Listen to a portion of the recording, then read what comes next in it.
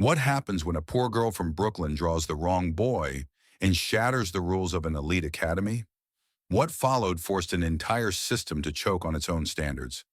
If Aaliyah Daniels had known that her dream was going to be crushed today, flattened under the polished heels of academic elitism and sugar-coated prejudice, maybe she wouldn't have pulled her sketchbook from under her pillow that morning. Then again, maybe she would have, because Aaliyah wasn't built from softness and fairy tales. No, this girl had a spine carved from the same steel the world tried to bend. And though it was thin, that spine didn't shake easy. Not for systems, not for titles, and definitely not for the polite cruelty dressed in prestige. Brooklyn was sticky that morning. One of those heavy May days where the sky can't decide whether it's going to cry or sweat.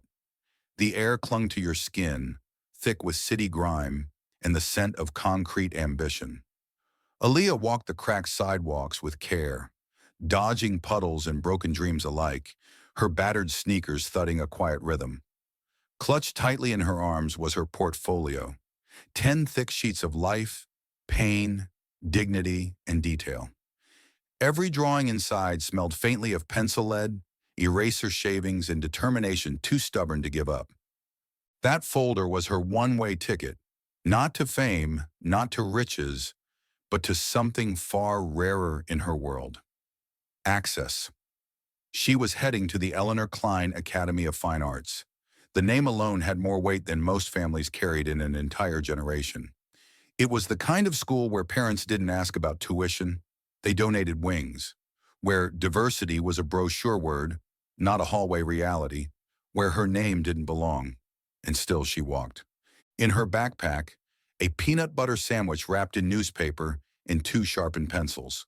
On her face, a look. Not the pick-me look, not the please believe in me one either. No, hers was the kind of face that made grown people uncomfortable. Young, black, sharp-eyed, and carrying just enough silence to make people wonder what she knew that they didn't. As she reached the front steps of the building, she saw a boy, 10, maybe 11, struggling with his bag and a pair of orthopedic crutches. The boy's right leg trembled violently with each step. One of the braces had slipped halfway down his shin. It was clear this wasn't his first fight with those stairs, and also clear no one else gave a damn. Parents in designer loafers walked around him. Students with embroidered blazers glanced, then turned away. But Aaliyah, she stopped. "Need a hand?" she asked, not like it was a favor, but like it was the most natural thing in the world. The boy nodded. "No thanks, no explanations.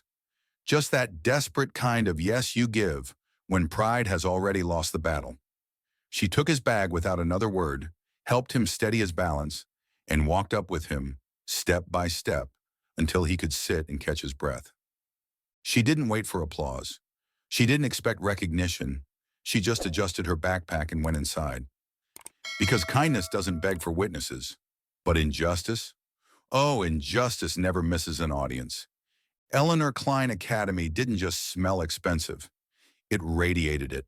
The kind of place where the walls had more marble than most neighborhoods had working streetlights. The reception hall was lined with red velvet carpeting. Paintings of artists past hung high, all oil, all solemn, all white. At a long table near the entrance sat the admissions committee. 3 people, each exuding enough entitlement to power a Fortune 500 boardroom. They didn't just look at Aaliyah. They looked through her.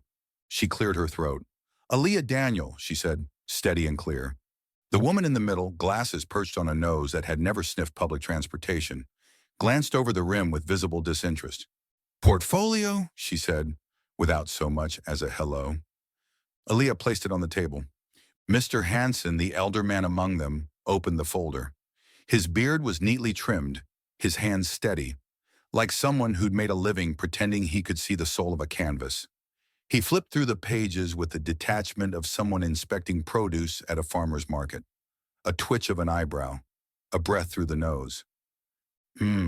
Very expressive," the woman commented, a tone of something between sarcasm and suspicion coating her voice.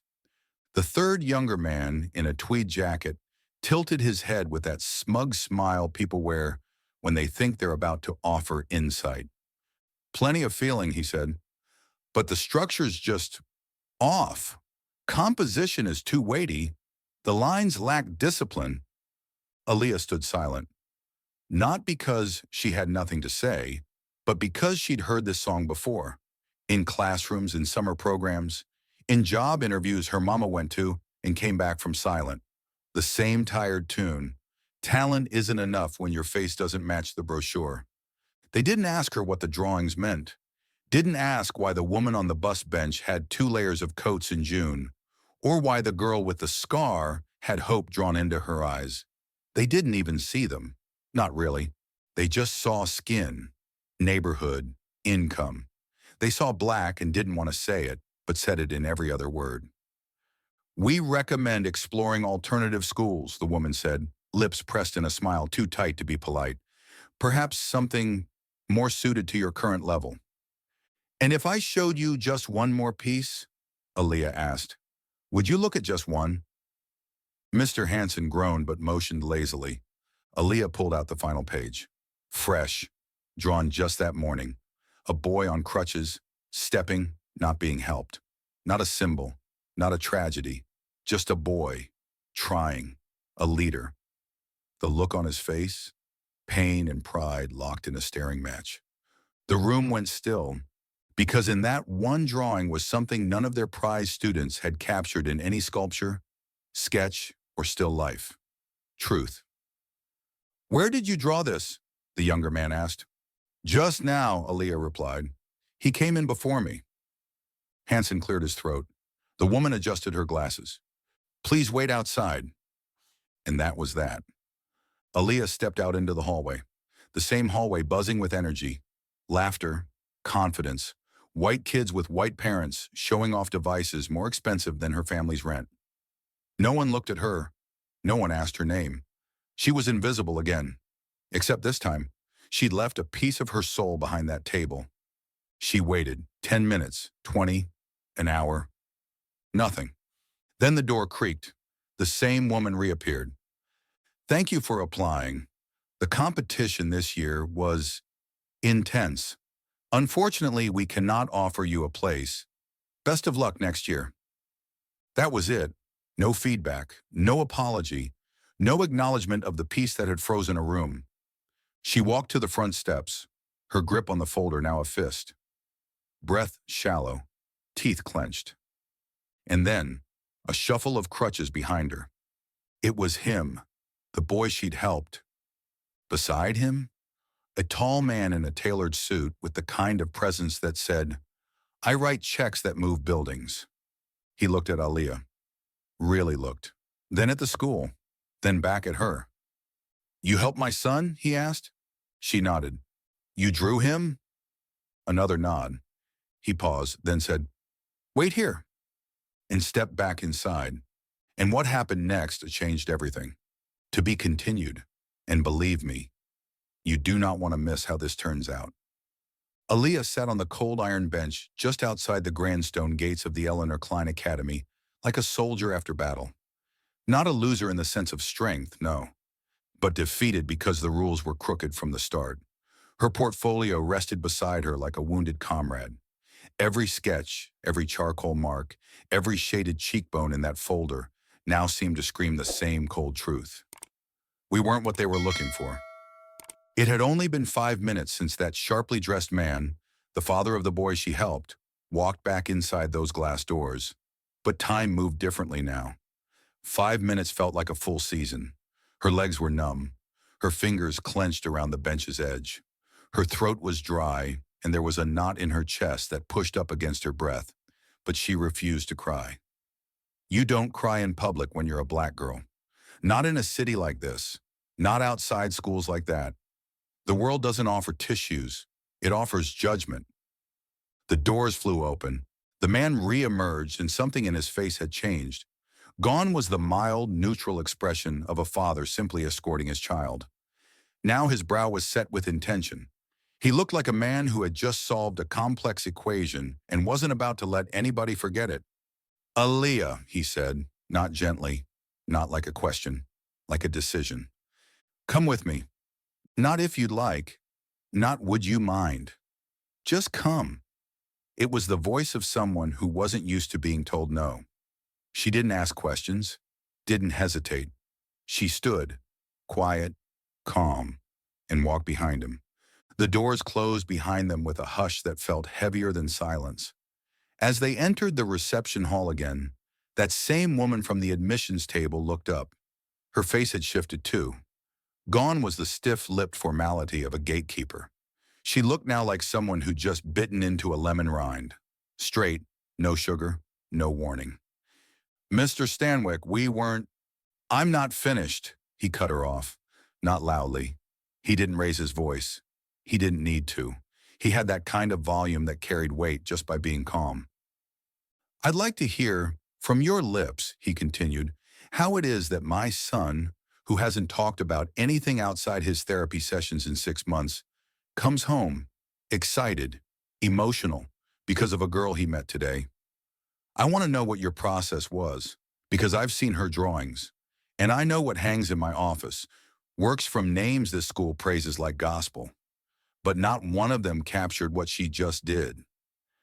You could almost hear the temperature drop, not from air conditioning, but from the cold realization sliding into the room. The woman cleared her throat. Mr. Stanwyck, her technique, it's unrefined. She's not adequately trained.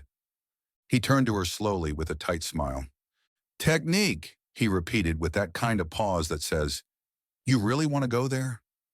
You're telling me about technique while your third-floor exhibit features a black square on a white canvas titled Meditation on Grief? That's what passed your standards? The woman flushed. She shifted in her seat. The young man in tweed stepped back slightly, sensing the tide changing. We're required to uphold the Academy standards.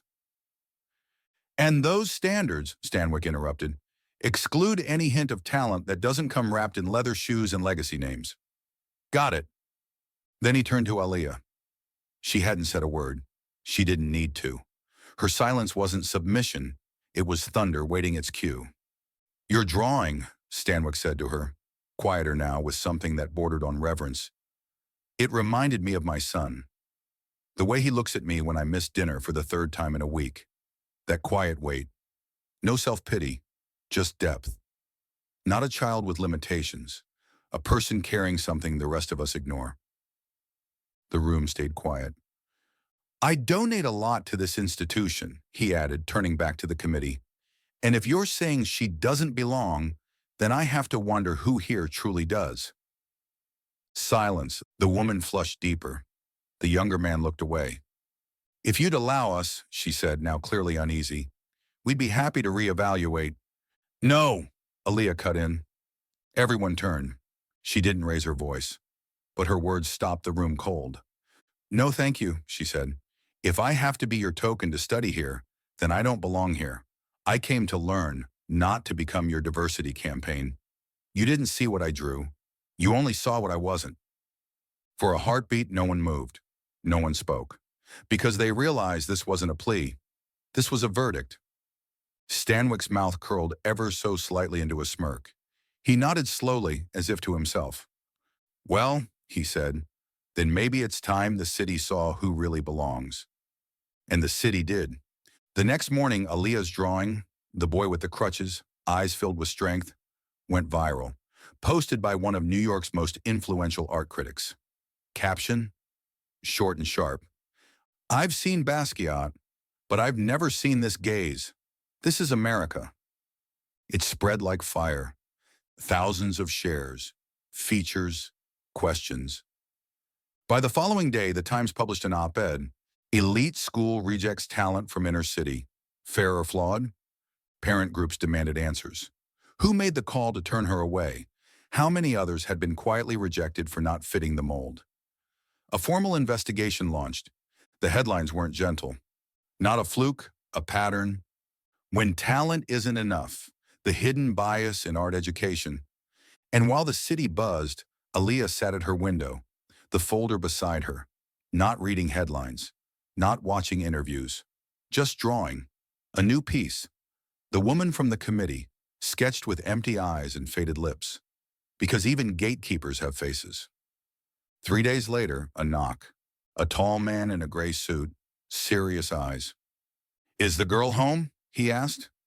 Aaliyah's aunt, battle-worn from years of disappointment, squinted through the screen. Depends who's asking. Institute of Youth Arts, the man replied, holding out a card. We'd like to offer her a full scholarship and a solo exhibit, if she's interested. Aaliyah stepped into the doorway. Her eyes locked on his. He didn't gush, didn't pitch, just offered the truth. We want you to learn with us, he said. And when you're ready, we want the world to see what you see. She took the card, not because she needed validation, but because when someone finally sees you, the real you, they don't forget. This was the moment, the turning point, the storm after silence. And what comes next? It won't just change her life. It'll shake the whole system. Stay tuned. It had only been a week, 7 days since Aaliyah Daniels walked out of that academy with her head held high and her sketchbook clutched like a weapon the world refused to see. And yet, in that short time, something extraordinary had happened. A name that once only echoed through school contests or showed up on late slips at the corner deli was now ringing in spaces that rarely gave second glances to girls from neighborhoods like hers. Radio shows, art blogs, podcasts where people spoke in British accents and used words like transcendence and zeitgeist. And right there, in the middle of all that elite noise, was Aaliyah, her name carving a space for itself in their vocabulary like her charcoal did on every page. At the Lacey Brook Gallery, the atmosphere was thick with prestige. It smelled like expensive cologne, old wine, and thinly veiled condescension. But tonight, there was a different kind of electricity in the air. The gallery walls, bright white, spotless, were lined with works from up-and-coming talents. Yet everyone's gaze drifted toward the same corner of the room, where under glass, framed in gold leaf, hung a single piece. The sketch, the boy on crutches, the one that wasn't good enough. And for the first time in a long time, there was silence in an art room full of people. Not because there was nothing to say, but because no one wanted to be the first to say it, especially those who had, just a week prior, whispered about lack of polish in raw execution. Those same critics now stood, lips sealed, jaws clenched, eyes wide, because what they saw wasn't just a boy. It was something bigger, something true, and it hit harder than any oil painting on that wall. In the center of the gallery, surrounded by a crowd that couldn't stop staring, stood Aaliyah. Her coat was oversized, her boots shined like someone cared. Her braids were neat. But her posture, that told you everything. She wasn't playing visitor. She wasn't here to prove anything. She was standing exactly where she belonged, not with arrogance, but with the quiet, undeniable power of someone who earned it the hard way. Beside her sat Theo, the boy she had drawn, dressed sharp, sitting in his wheelchair, head held high. And for once, people weren't looking down at him with pity. They weren't trying to look past him. They were looking at him with respect, with recognition. He wasn't a disabled kid in this room. He was a person, a story, a moment. And that shift, that was Aaliyah's doing. He smiled that day, Aaliyah said quietly to a reporter taking frantic notes. But inside, he was at war. I saw that because I know what it feels like to hold yourself together so the world doesn't eat you alive. The woman blinked, caught between writing and crying. And why? She asked, voice trembling. Did you refuse to go back to Klein after they reversed their decision? Aaliyah gave the smallest, most precise smile, a surgical strike. Because I'm not a prop, and I'm sure as hell not a headline for their press release. If they couldn't see me when I stood right in front of them, they don't deserve to have me now. Let them watch from the outside. Mic dropped.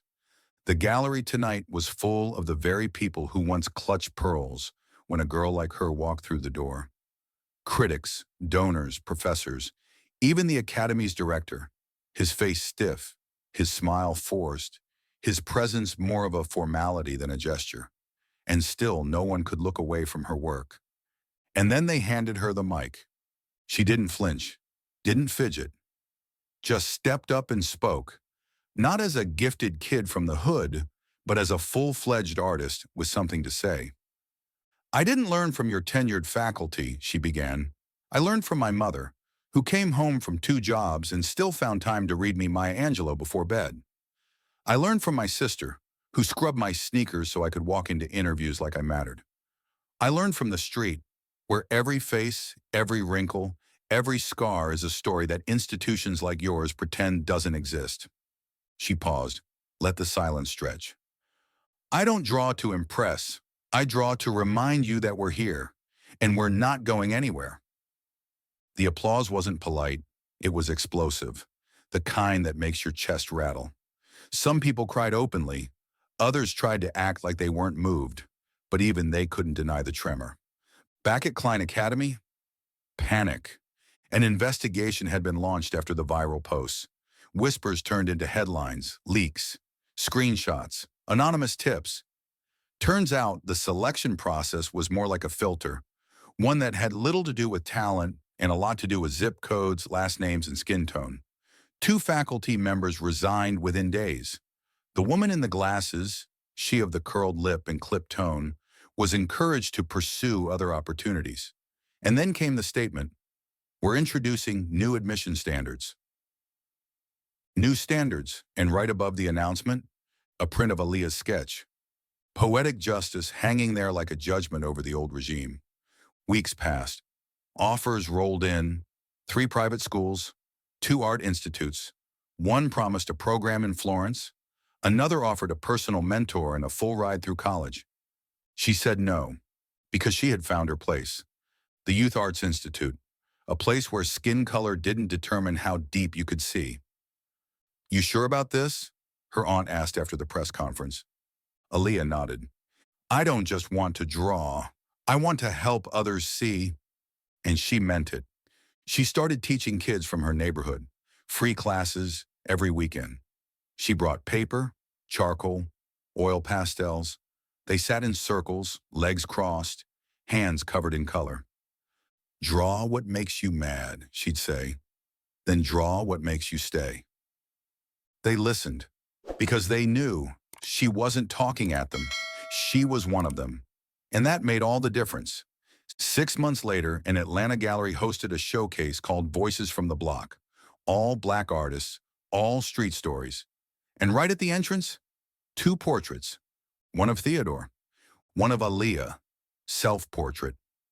Eyes locked with yours, no apologies. Beneath it, a plaque. "Sometimes to show the truth, you have to draw it in charcoal, without permission." That night, something magical happened. Not applause, not funding, not a handshake from some sponsor in a tux. A woman walked up to her, elderly, worn coat, calloused hands, eyes like rivers.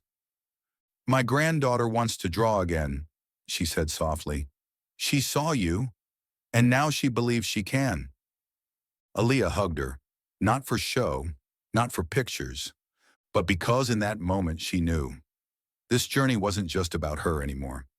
It started with one sketch, one look, one moment of clarity in a world that refused to see.